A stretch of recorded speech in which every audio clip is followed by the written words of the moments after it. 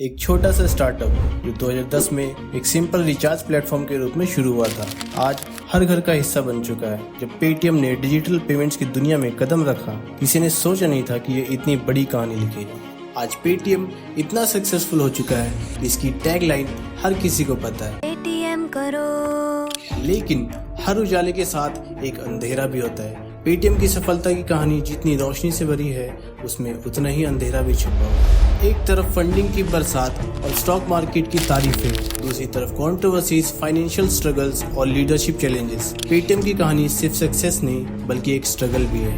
ये कहानी है उन स्ट्रगल्स की, उन ड्रीम्स की जो इनकम्प्लीट रह गए, और उन अचीवमेंट्स की जो दुनिया के लिए एक मिसाल बन गए। यह पेटीएम के सितारे और अंधेरे की कहानी। तो जुड़े रहिए हमारे साथ, क्योंकि ये कहानी एक स्टार्टअप से एक सेंसेशन बनने की है।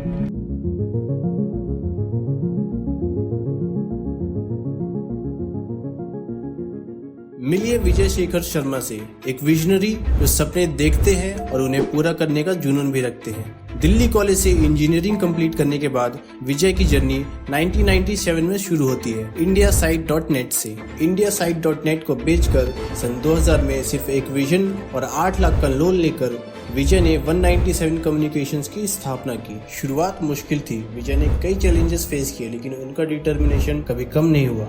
उन्होंने 197 कम्युनिकेशंस को अपनी मेहनत और विजन से स्टैब्लिश किया। 10 साल की मेहनत के बाद सन 2010 में पेटीएम लॉन्च हुआ। इनिशियली ये सिर्फ एक मोबाइल और डीटीएच रिचार्ज प्लेटफॉर्म था, लेकिन विजय के सपने कुछ और ही थे। जल्द ही debit card, credit card, postpaid और लैंडलाइन बिल पेमेंट जैसी फीचर्स ऐड किए गए और पेटीएम का इकोसिस्टम ग्रो करने लगा। ग्रोथ स्टेडी थी, लेकिन फिर 2014 में एक मॉन्यूमेंटल स्टेप लिया गया। 2014 में पेटीएम वॉलेट इंट्रोड्यूस किया गया। ये एक रिवोल्यूशनरी स्टेप था। पहली बार लोगों के पास एक सिक्योर डिजिटल ऑप्शन था और अपना पैसा स्टोर करना और वेरियस पेमेंट्स करने के लिए ये एक गेम चेंजर था जो लोगों के डेली लाइफ का हिस्सा बन गया। 2014 से 2015 के बीच पेटीएम के रजिस्टर्ड यूजर्स 1.18 करोड़ से बढ़कर 10.4 करोड़ हो गए। ये एक फिनोमिनल सक्सेस था जो सबके लिए इंस्पिरेशन बन गया। लेकिन असली ब्रेक थ्रू 2016 में आया, जब इंडियन गवर्नमेंट ने अनाउंस किया कि पुराने नोट्स 8 नवंबर के बाद इनवैलिड हो जाएंगे। इस डिक्लेरेशन के बाद पूरे देश में केओस मच गया और कैश क्रंच सबको अफेक्ट करने लगा। इस कैश क्राइसिस के बाद पेटीएम एक लाइफलाइन बनकर उभरा। विजय और उनकी टीम ने इस गोल्डन अपॉर्चुनिटी को ग्रैब किया और पेटीएम वॉलेट को प्रमोट करने के लिए एक मैसिव एडवर्टाइजिंग कैंपेन लॉन्च किया, पेटीएम करो टैगलाइन के साथ। ये कैंपेन एक इंस्टेंट हिट बना और लोग डिजिटल पेमेंट्स की तरफ शिफ्ट होने लगे। रिजल्ट, पेटीएम भारत में डिजिटल पेमेंट्स का सिनोनिम बन गया। एक छोटी सी टैगलाइन, पेटीएम करो, हर घर में गूंजने लगी। आज पेटीएम सिर्फ एक प्लेटफॉर्म नहीं बल्कि एक कॉम्प्रिहेंसिव फाइनेंशियल सॉल्यूशन बन चुका है। विजय और उनकी टीम के एफर्ट्स ने न केवल एक कंपनी को सक्सेस दिलाई, बल्कि भारत को एक डिजिटल रेवोल्यूशन की तरफ लेकर गए।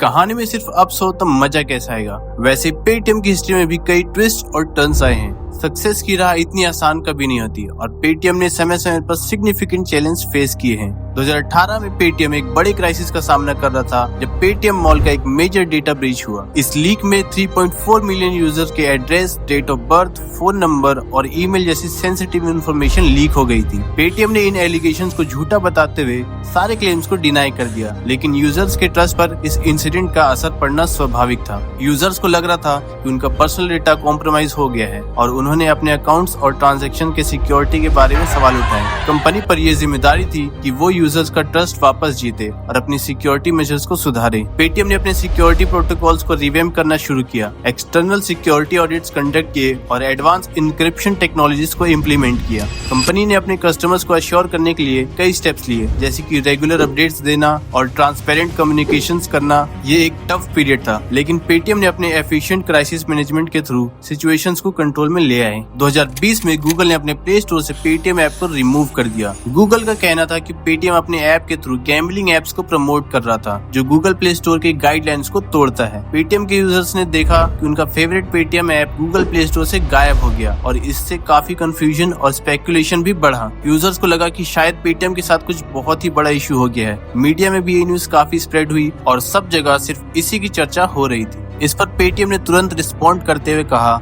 हम गूगल के साथ काम कर रहे हैं पेटीएम ऐप को प्ले स्टोर पर लाने के लिए। पेटीएम आश्वासन देता है कि सभी अकाउंट सेफ है और उनकी सारी सर्विसेज काम कर रही हैं। पेटीएम ने यूजर्स को अश्योर किया कि उनका डेटा और ट्रांजैक्शन सेफ है। उन्होंने गूगल के साथ मिलकर इस इश्यू को रिजॉल्व करना शुरू किया। यह रिमूवल ज्यादा देर के लिए नहीं था, क्योंकि कुछ ही घंटों के बाद पेटीएम ऐप वापस प्ले स्टोर पर आ गया।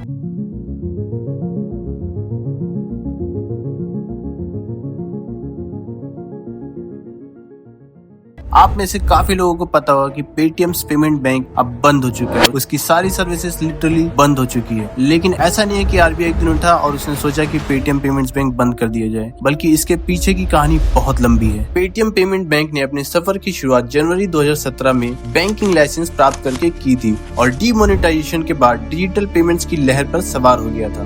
जून 2018 जब पेटीएम बैंक खुलने के सिर्फ 1 साल बाद ही आरबीआई ने नए अकाउंट्स खोलने से रोक लगा दी। वजह डे एंड बैलेंस रेगुलेशंस और केवाईसी गाइडलाइंस का पालन ना करना। पेटीएम बैंक ने दिसंबर 2018 तक अपनी सारी गलतियां सुधार ली, जिसके बाद आरबीआई ने बैन हटा लिया। लेकिन सेकंड स्ट्राइक दूर नहीं था। अक्टूबर 2021 में आरबीआई ने पेटीएम बैंक पर 1 करोड़ का जुर्माना लगाया, क्योंकि बैंक ने अपनी final certificate of authorisation application में झूठी जानकारी दी थी। 2022 तक टेक्नोलॉजी और साइबर सिक्योरिटी में खामियां सामने आने लगी थी। आरबीआई ने पाया कि पेटीएम अपने बैंक सर्वर्स और फिजिकल स्पेस 197 ग्रुप की दूसरी एंटिटीज के साथ शेयर कर रहा था, जो डेटा इंटीग्रिटी और सिक्योरिटी को लेकर बड़ा सवाल उठाता है। मार्च 2022 में आरबीआई ने सुपरवाइजरी रिस्ट्रिक्शंस लगा दी और नए कस्टमर्स को ऑनबोर्ड करने पर रोक लगा दी। इन सब मेजर्स के बावजूद पेटीएम बैंक की मुश्किलें जारी रही। लेट 2022 में एक्सटर्नल ऑडिट ने दिखाया कि बैंक ने पर्याप्त सुधार नहीं किए थे। अक्टूबर 2023 में आरबीआई ने 5.39 करोड़ का भारी जुर्माना लगाया केवाईसी नॉर्म सही से फॉलो न करने पर। फरवरी 2024 पर लगातार नॉन कंप्लायंस और रेगुलेटरी स्टैंडर्ड्स को पूरा न करने पर आरबीआई ने पेटीएम पेमेंट बैंक्स को सिवियरली रिस्ट्रिक्ट कर दिया। बैंक को नए डिपॉजिट लेने से मना कर दिया गया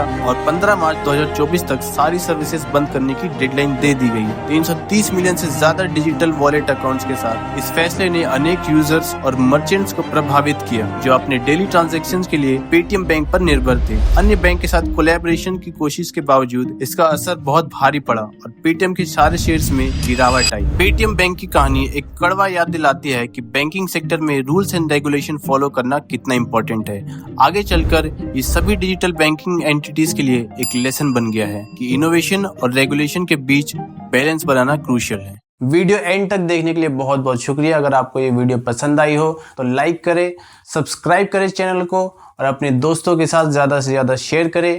आपके सपोर्ट की बहुत ज़्यादा ज़रूरत है मुझे। मिलते हैं अगले वीडियो में। बाय।